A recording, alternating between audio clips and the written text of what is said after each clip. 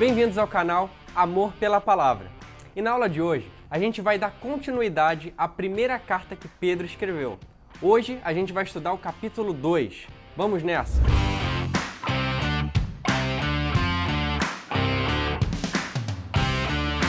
Bom, pessoal, e para dar início na aula hoje, eu quero te convidar a fazer essa oração comigo. Espírito Santo de Deus, te pedimos que a Tua doce palavra, Pai, seja um reflexo verdadeiro na nossa vida, no nosso entendimento e que tudo isso aqui seja verdade no nosso procedimento e na nossa conduta como cristão.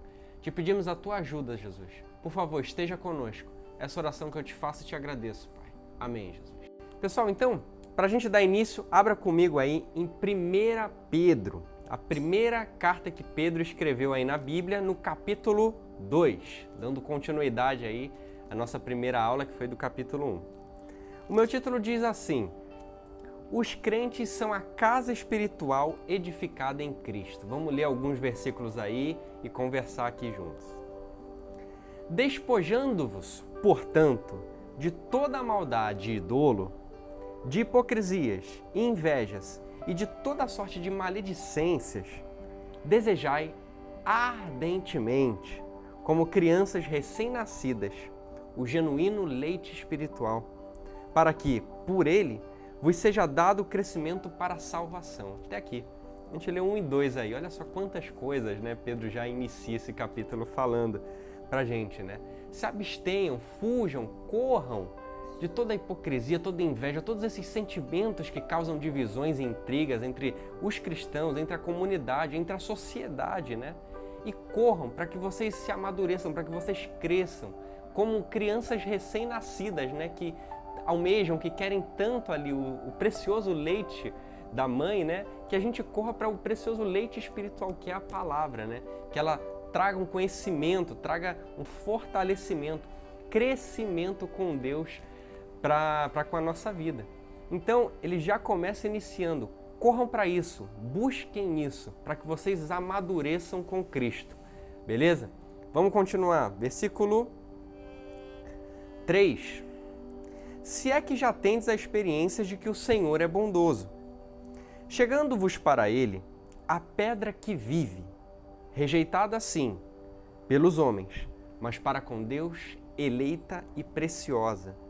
Também vós mesmos, como pedras que vivem, sois edificados casa espiritual para serdes sacerdócio santo, a fim de ofereceres sacrifícios espirituais agradáveis a Deus por intermédio de Jesus Cristo.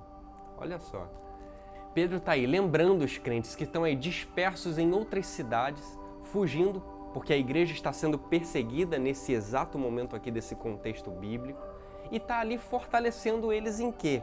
Lembrem que vocês são pedras vivas, pedras que falam, pedras edificadas por Jesus Cristo, que é a pedra principal, rejeitada pelos homens, mas que deixou vocês aí para multiplicarem isso para frente. Então se fortaleçam, lembrem que sois isso. Aí você vê, ele coloca aqui, a pedra rejeitada pelos homens, né?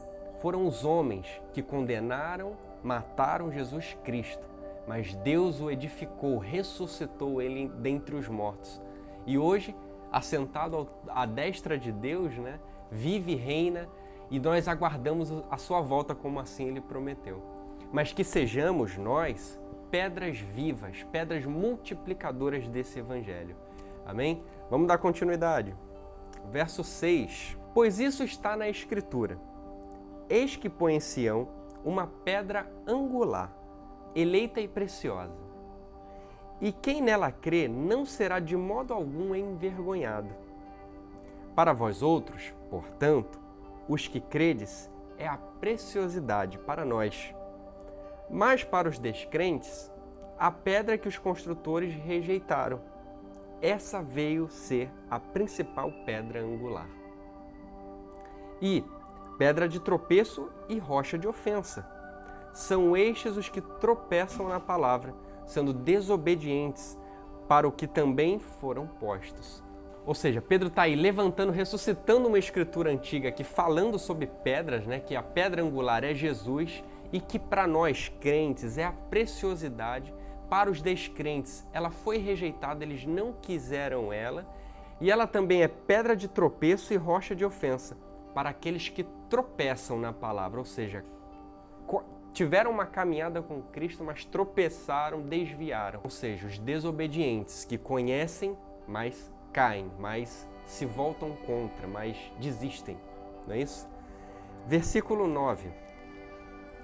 Vós, porém, sois raça eleita, sacerdócio real, nação santa, povo de propriedade exclusiva de Deus, a fim de proclamares as virtudes daqueles que vos chamou das trevas para a maravilhosa luz. Vós sim, que antes não eres povo, mas agora sois povo de Deus, que não tinhais alcançado misericórdia, mas agora alcançardes a misericórdia. Olha só, somos nós. Nós somos eleitos, escolhido. Quando ele fala isso é muito forte. Povo de propriedade exclusiva de Deus. Deus detém a gente debaixo das suas poderosas asas, da sua mão gloriosa. Deus está conosco, nós fazemos parte exclusiva do Senhor Jesus Cristo. Pedro fala essas palavras aqui para fortalecer esses cristãos que estão dispersos aí no mundo, dada a perseguição da igreja. Então são palavras aí de confirmação, são palavras de fortalecimento para eles e para nós também, no sentido de que devemos continuar, porque temos que nos lembrar que somos uma propriedade exclusiva de Deus. Essa é a palavra de Deus para a nossa vida. E continuando, o meu título diz assim no 11, a vida exemplar cristã, deveres para com os não crentes e para com as autoridades. Vamos então ver o 11. Amados, exorto-vos como peregrinos e forasteiros que sois, a vos absterdes das paixões carnais que fazem guerra contra a alma, mantendo exemplar o vosso procedimento no meio dos gentios ou dos não crentes, para que, naquilo que falam contra vós, como de malfeitores, observando em vossa boa obra, glorifiquem a Deus no dia da visitação. Ou seja, Pedro está falando para os forasteiros, que são esse povo que está fugido, está disperso aí das cidades, para nós também a mantermos um bom testemunho, independente das situações. Mantermos um bom testemunho para com Deus, para que no dia que houver uma tribulação, uma perseguição, problemas e nos acusem, o nosso bom testemunho, a nossa boa obra que a gente fez, ela venha a ser glorificada a Deus, porque somos justificados por Ele. Então, mantenham a linha, não desviem da rota, esqueçam essas paixões carnais que um dia vos levou, mas que hoje vocês, fortalecidos, guerreiam contra ela. Então mantenham firme o caminho, a caminhada cristã, a peregrinação durante o nosso tempo aqui na Terra. Pedro está falando isso para eles e serve para nós também. Vamos continuar. Versículo 13. Sujeitai-vos a toda instituição humana, por causa do Senhor. Quer seja o rei como o soberano, quer as autoridades como enviadas por ele, tanto para o castigo dos malfeitores, como para o louvor dos que praticam o bem. Porque assim é a vontade de Deus, que pela prática do bem façais emudecer a ignorância dos insensatos. Como livres que sois, não usando todavia a liberdade por pretexto de malícia, mas vivendo como os servos do Senhor. Tratai todos com honra, amai os irmãos, temei a Deus e honrai ao rei. Ou seja, mais um alerta, de Pedro para com a gente, para com essas pessoas que são os destinatários dessa carta, ao quê? Preservem o bom testemunho. Honrem as autoridades instituídas por vocês mesmos. Autoridades, governos, que vocês instituíram. Então mantenham um bom procedimento para com todos eles. Respeitem, honrem, Ele termina aqui, honrem ao rei. Olha só. Porque a gente sabe, Jesus estava sujeito, enquanto a missão que ele cumpriu aqui na Terra, ao governo, ao Império Romano. Ou seja, sujeito a uma autoridade instituída por homens aqui. Não é à toa que Jesus fala, dai a César o que é de César, a Deus o que é de Deus. Entendeu? Então nós também devemos preservar o bom testemunho. para com essas autoridades que foram constituídas, certo? Vamos dar continuidade agora, versículo 18. A vida exemplar cristã, deveres dos que prestam serviços a outrem. Verso 18. Servos, sede submisso com todo temor ao vosso Senhor. Senhor com S minúsculo, que é o chefe, é o patrão, é a autoridade ali sobre você no trabalho. Não somente se for bom e cordado, mas também ao perverso. Porque isto é grato, que alguém suporte tristezas, sofrendo injustamente por motivo de sua consciência para com Deus. Guardem isso. Pois, que glória há se, pecando e sendo esbofeteado por isso, o suportais com paciência? Se, entretanto, quando praticas o bem, sois igualmente afligidos e o suportais com paciência, isso é grato a Deus. Olha só como é forte isso que Pedro escreveu aqui. A gente suportar injustiças, sofrendo injustiças por motivo de sua consciência para com Deus. Você pode estar sendo injustiçado, mas a tua consciência está sendo preservada. Assim aconteceu com Jesus Cristo. Foi humilhado, foi massacrado ali, foi crucificado. Suportou tudo aquilo em silêncio. Né? Como os profetas dizem, como uma ovelha que vai para o matadouro, em silêncio suportou tudo aquilo. Ou seja, Pedro está nos ensinando a seguir o exemplo de Jesus Cristo. Isso prova o quanto estamos distantes, muitas vezes, do evangelho genuíno, da boa conduta, da boa prática com Deus. Então que sirva, né, para nós, eu me incluo nessa, termos aí um direcionamento muito mais coerente com a verdade que está aqui. Está escrito, pessoal. É só a gente ler e praticar, não é? Vamos lá. Verso 21.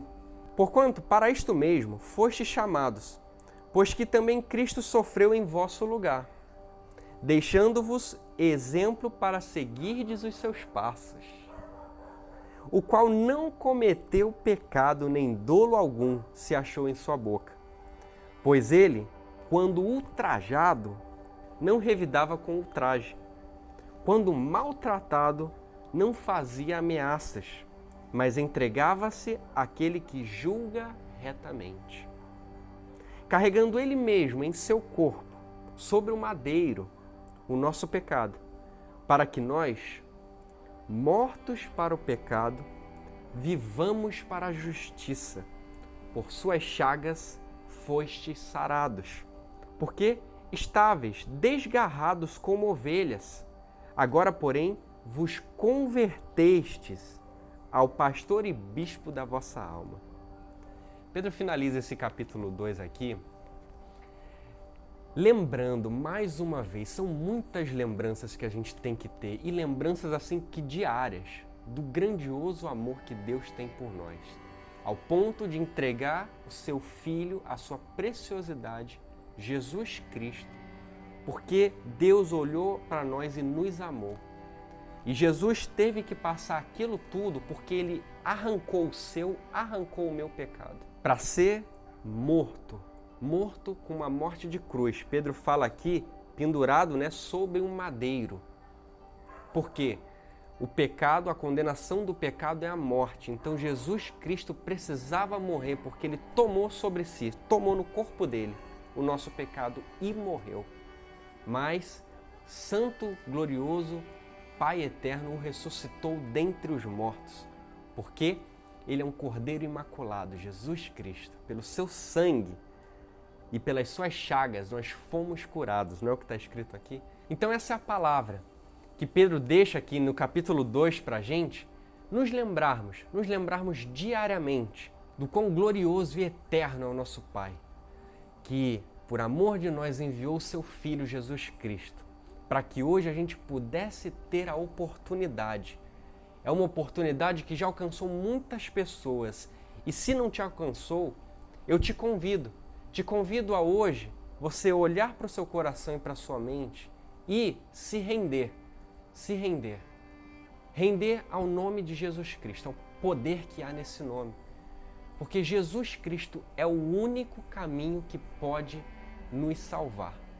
Ele é suficiente, basta Jesus Cristo na nossa vida, para nós termos a redenção por Ele, para nós termos a salvação por intermédio dEle. Então, estude conosco, esteja firme aqui nas palavras conosco, se fortaleça e deixa Jesus trabalhar no teu coração, assim como Ele trabalha no meu. Porque nós precisamos ter um coração muito mais tratável, muito mais aberto às suas doces e preciosas palavras. Amém? Que essa lição sirva para você continuar perseverando na caminhada em fé, que me ajude também a perseverar em fé e que juntos a gente possa aí desvendar todos os mistérios que existem nesse livro. Amém? Deus abençoe. Até o próximo vídeo, pessoal. Tchau!